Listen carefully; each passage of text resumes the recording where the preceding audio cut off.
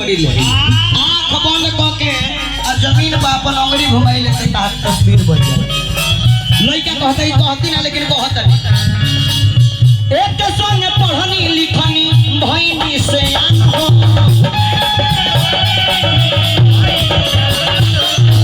एक संग पढ़नी लिखनी भईनी से आनो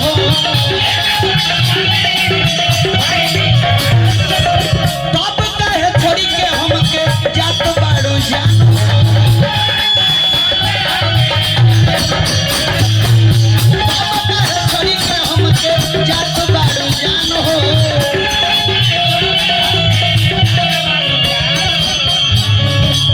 छोटे अनुज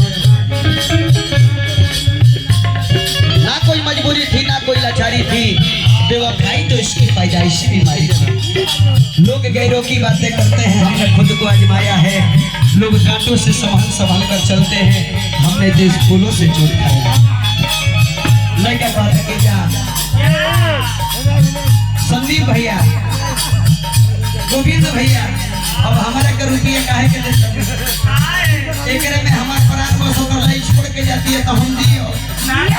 आज जो जिए में ना करे तो रुपये लेके हम का कर ले ली रे काम में मैं घूम खियाओ करे ये काम करियो शहीद भैया के लेके आ जाएगा तुम यहां रही मन रही लड़का कहता के सुनो एक संगे पढ़नी लिखनी भईनी से आन हो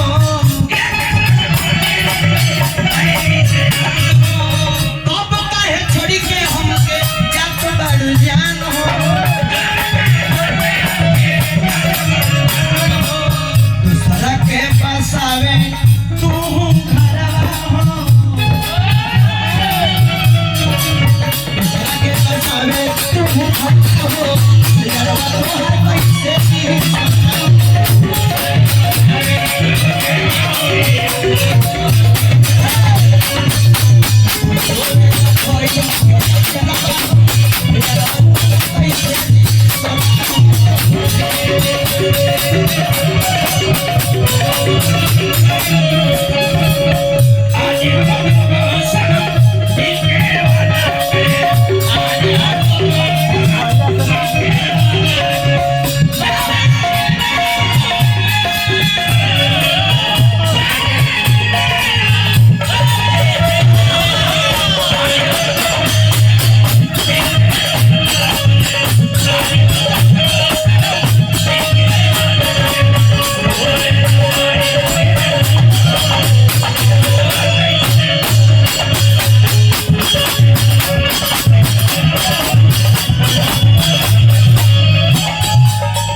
संदीप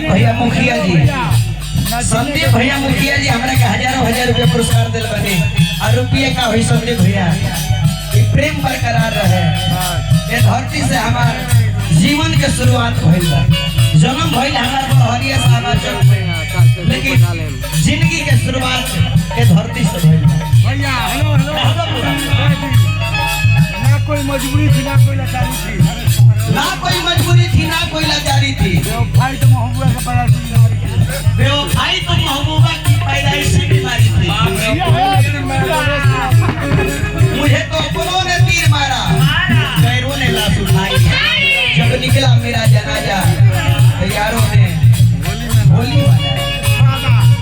लड़का कहता कि सुनो लास्ट भाला ये पूजा बाबा राकेश के तू काहे पिसरई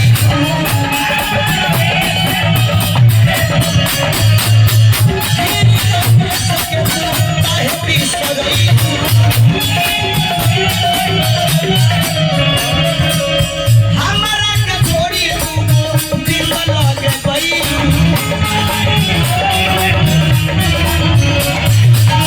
हमारा के छोड़ी तू दिल लगे गई